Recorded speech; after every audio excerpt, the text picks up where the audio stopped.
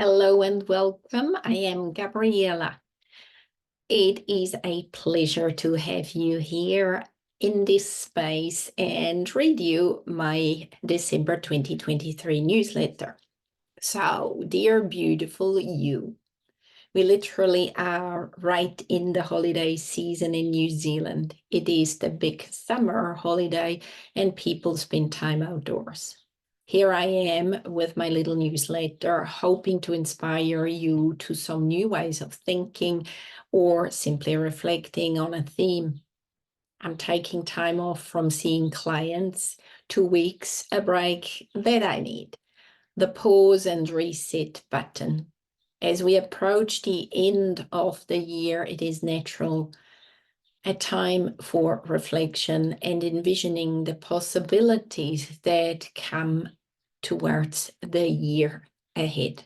I hope this message finds you in good spirit and with a sense of anticipation for what lies ahead. If you haven't already, I really invite you to watch the video and attunement to step into your awesomeness. Some of you know how passionate I am about holding high frequencies consciously and transforming ourselves into the light body, shifting into the expression of who we truly are outside looping patterns or programs from old realities. I live my life in the multidimensional, and that includes the unseen, as well as evolving in the more traditional or 3D world. So, over the past years, I have integrated many new ways of living and exploring, evolving, and empowering into my practice that I'm calling, I want to say, the new therapy or psychotherapy in a new earth. More on that, of course, I will write in my future newsletters. Now, let's dive into today's topic: couples, relationships, and also neurodiversity. About 3 months ago, some of you may know, I decided it was time to learn more, and I enrolled into a 1-year-long training in couples therapy. I knew that this meant I was going to stretch myself personally and professionally. I knew that I needed to learn more to be a better partner in my marriage. I knew that there are quite a few areas and topics that I have been stuck with or limiting myself in relationship.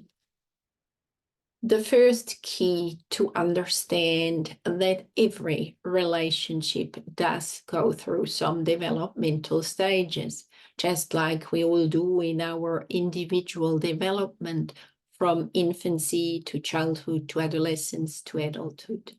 We all get stuck and we all struggle sometimes in relationship.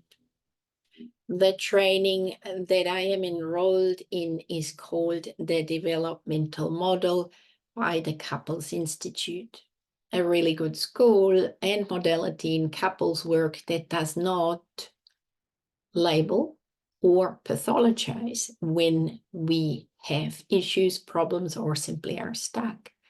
It is an empowering model of working with couples, and you know I am all about empowering. So here is a basic reminder of the stages that we each go through in our childhood development.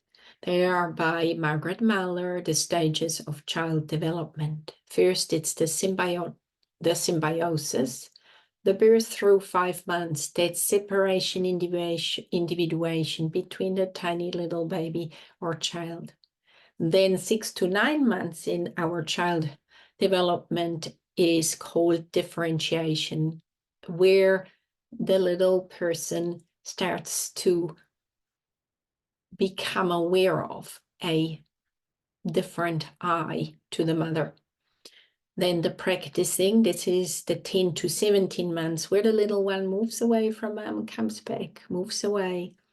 And then the rapprochement phase, 18 months about, is where the little child comes back and wants to be close to mom. Later then, up to 3 years, this is the road to object constancy, where we have started to have a sense of self. Now, in couples development by Butler and Pearson, the stages are also symbiosis, the attachment, the exclusive bonding, that yummy first phase in relationship of falling in love, being in love, that oneness.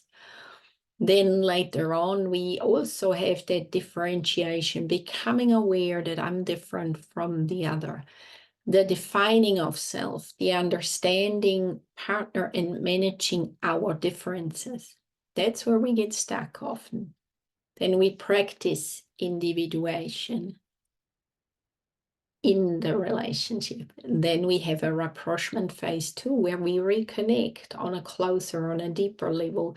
And then later on, we have the mutual interdependence or the synergy, where we have two individuals within a relationship healthily differentiated.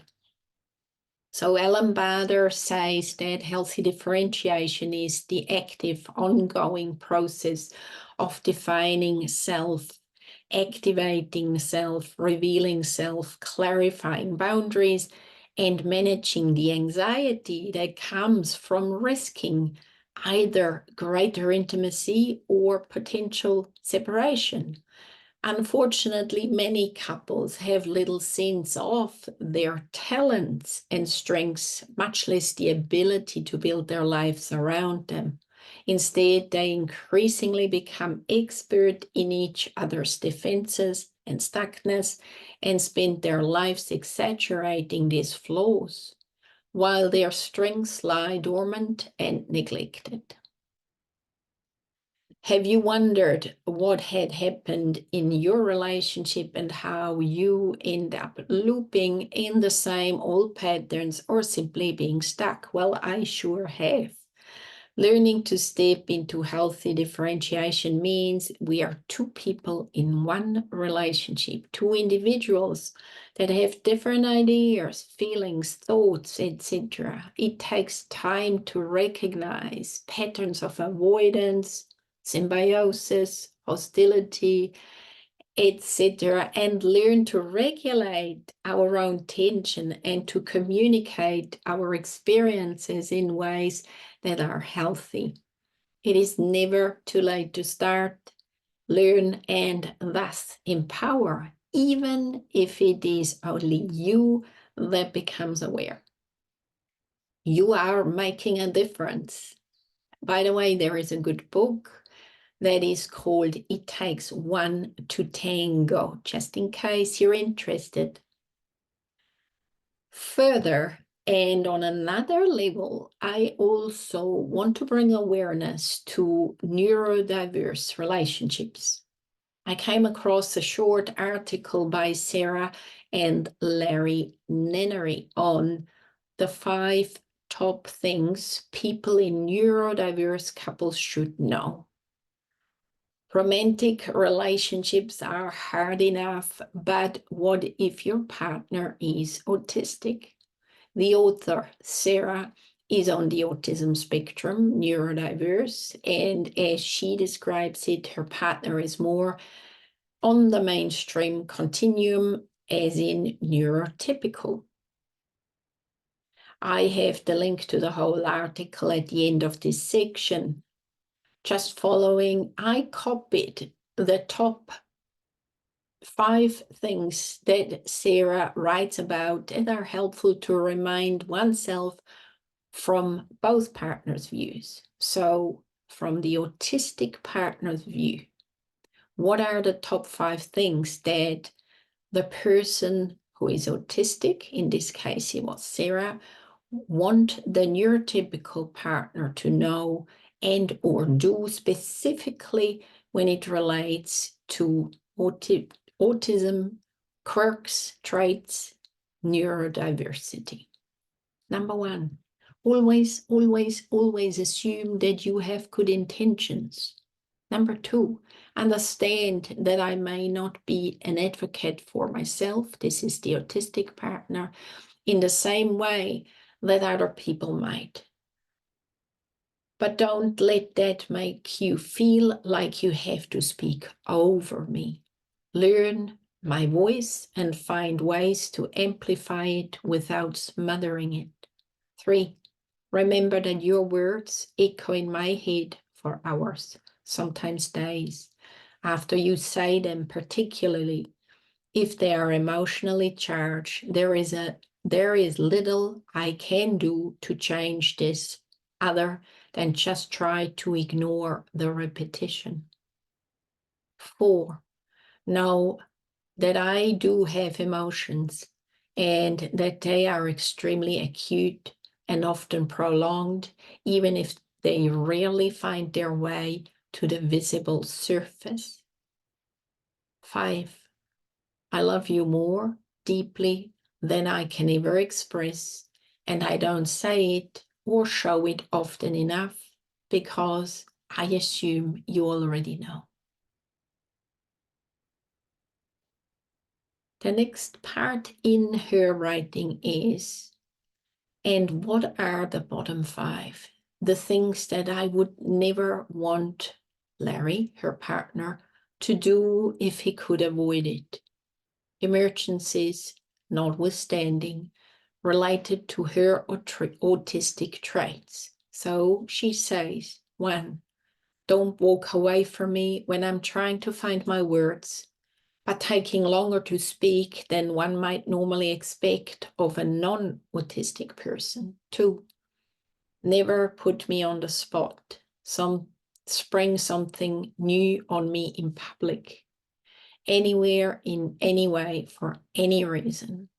Very important point. And I've gone wrong on that one many times. 3, don't expect me to read subtexts and then get upset when I don't. If you want me to do something, you need to tell me directly, not refer to it obliquely or try to make me decide to do it myself or out of guilt or duty or curiosity. 4, never ever bring somebody over to my house. Yes, in this case, it is my and not our house, unannounced. A very important step to know. 5, don't automatically assume that an event or new activity will be too much for me or not enjoyable. Ask me first before you decide to turn down potentially overstimulating opportunities. So these are the points that Sarah, as an autistic partner, would like her husband Larry to know and writes about. Now, she's also written from the view of the neurotypical or more mainstream partner side. From the other side, what are the top 5 things that Larry, that is, Larry wrote that, Larry's husband, Sarah's husband, would want her to know related to him being neurotypical? 1, always, always, always assume good intentions. Sounds familiar? 2, understand that I am not being a domineering jerk. I am your advocate. I support your voice and your wants, even when they aren't always mine.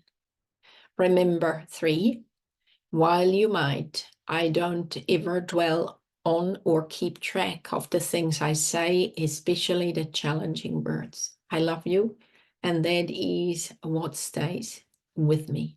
4, know that I share my emotions frequently and strongly, not because I'm trying to make it easier for you or to hurt you, but rather because it is part of my personality. 5, I show my love by doing things and don't expect thanks after every action. And lastly, the 5 bottom things that I would hope Sarah, the autistic partner, never does. Don't feel bad when I take a mental health walk. Sometimes my emotions are boiling inside and I need to exhale. So let me have space. I'm not abandoning you. I'm regulating my emotions the way I have to. It's a walk because I love you. And you may, if you have read my last newsletter, this was pretty much exactly what I did. And this I read afterwards. 2, never force yourself to make decisions without taking time you need, even when it is exasperating for me. 3, don't placate me by pretending to understand something I say.